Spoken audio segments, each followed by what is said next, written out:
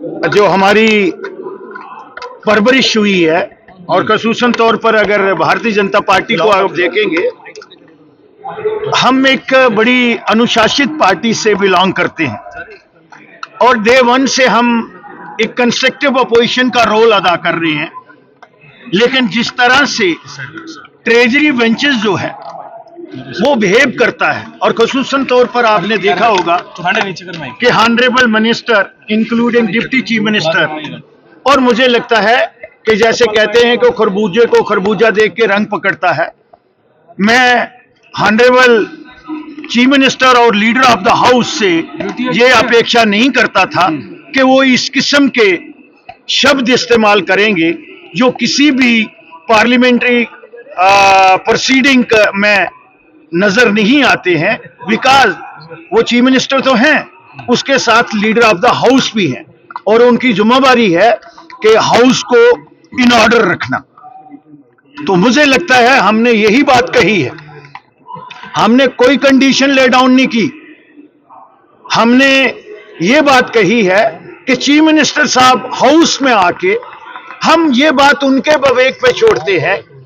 कि जो वर्ड, जो शब्द उन्होंने इस्तेमाल किए हैं, अगर उनको लगता है कि ये उचित है तो वो कह दें कि मैंने सही वर्ड जो है वो इस्तेमाल किए हैं, और अगर उनको ये लगता है कि वो शब्दावली जो थी वो सदन के पटल पे बोलने वाली नहीं थी, तो फिर वो अपने शब्द जो है वो वापस ले। हमने यही रखा है। देखिए हमने ये कहा है कि ये चीफ मिनिस्टर और लीडर ऑफ द हाउस के विवेक पे हम छोड़ देते हैं कि अगर जो शब्द उन्होंने इस्तेमाल करते हैं तो वो अपनी बुद्धि और विवेक से ये कहते हैं कि वो उचित है, तो हमें फिर भी कोई गिला नहीं है। और अगर उनको लगता है कि मुझे ये शब्द नेता सदन होने के नाते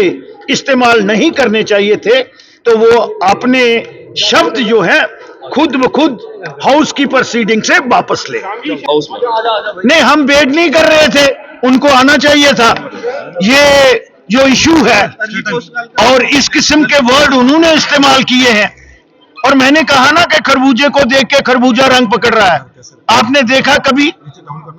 कि जो माननीय मंत्री हैं वो किस तरह की भाषा का इस्तेमाल करते हैं? कल ही आपने देखा, चाहे वो डिप्टी चीफ मिनिस्टर हो या दूसरे मिनिस्टर हो, they are minister and moreover they are state and they should behave like a state.